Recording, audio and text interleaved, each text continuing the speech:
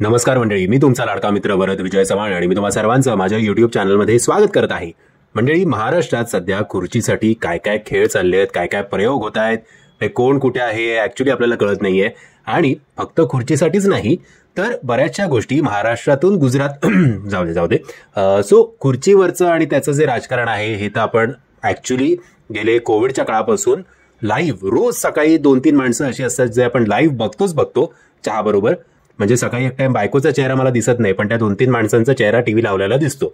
असो, याच खुर्चीवर आधारित. पण जे माझं मराठी सिनेमाच्या बाबतीत नेहमी एक कंप्लेंट असते की आपण प्रत्येक मराठी सिनेमा तुम्ही एक तर कॉमेडी एक कॉमेडी तरी करा किंवा अति सामाजिक, अति सिरियस, अति रिअलिस्टिक मूव्ही बनवायला जाता.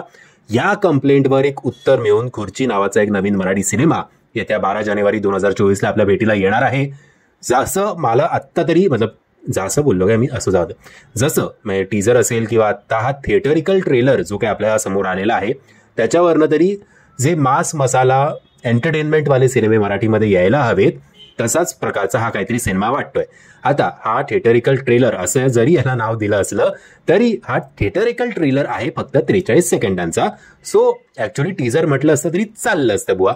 बट टीजर असेल किंवा ट्रेलर असेल, मी एक गोष्ट तुम्हाला सिरियसली सांगतो, मला अजूनही या सिनेमाची वन लाईन कळलेली नाहीये. म्हणजे तो एक छोटा शाकाल जो असतो तो या सिनेमाच्या अवतीभोवती, तो म्हणजे आर्यन. आधी टीजर बघताना मला असं वाटलं की आर्यन जो आहे तो अक्षय वाघमारे याचं बालपण असेल. नंतर म्हटलं नाही, अक्षय वाघमारे नाही तर राकेश बापट यांचं बालपण असेल. पण आत्ता मला काही कळत नाहीये की हे दोघंही आहेत, राकेश आणि अक्षय, आणि आर्यन सुद्धा आहे ज्याची स्वप्न त्याच्या वयापेक्षा खूप मोठी आहेत आणि त्याचं एक काही आपल्याला नरेशन आपल्याला या ट्रेलरमध्ये सुद्धा ऐकायला मिळतं. बरं, जेवढं या सिनेमा खून खराबा दिसणार आहे तेवढंच आय थिंक या सिनेमाची स्पॉन्सरशिप एक तर वामन हरी पेठे किंवा PNG ज्वेलर्स किंवा अजून कोणतरी असेल त्यांनी केलेली दिसते, कारण सोनं आपल्याला सगळीकडे दिसणार आहे. सो या दोन गोष्टींसाठी या सिनेमाचे जे डिरेक्टर आहेत, या सिनेमाचे मेकर्स आहेत शिव माने आणि संतोषजी, तुम्हाला हॅट्स ऑफ. की अजूनही जर मला खरंच असं वाटतंय की खरंच जर मला या सिनेमाची स्टोरी काय आहे जाणून घ्यायचं असेल तर मला थिएटरमध्ये जाण्याशिवाय अजिबात पर्याय नाही.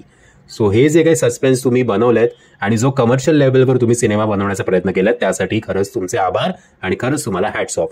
आता हल्ली आपण बघतो की 3-3.5 मिनिटाचे ट्रेलर असतात ज्याच्यात अख्खा सिनेमा आपल्याला कळतो, पण तुम्ही असं केलेलं नाहीये. त्याचबरोबर बॅकग्राऊंड म्युझिक जे आहे ते सुद्धा धुमशान घालणार आहे आणि मी आशा करतो की गाणी सुद्धा याची चांगली होतील. आणि सुरेश विश्वकर्मा आय थिंक हे थोडं खलनायकाची किंवा निगेटिव्ह शेड किंवा त्यांच्याच खुर्चीवर या सगळ्यांचा डोळा असेल असं मला एकंदरीत वाटतंय. मंडळी, जर हा थिएटरिकल ट्रेलर जो 43 सेकंदांचाच आहे तो जर तुम्ही बघितला नसेल त्याची लिंक मी तुम्हाला खाली डिस्क्रिप्शन बॉक्समध्ये देतोय. मंडळी, मी आशा करतो तुम्हाला हा व्हिडिओ आवडला असेल. जर तुम्हाला हा व्हिडिओ आवडला असेल तर प्लीज या व्हिडिओला लाईक, शेअर आणि चॅनलला सबस्क्राईब करायला विसरू नका. जय हिंद, जय महाराष्ट्र.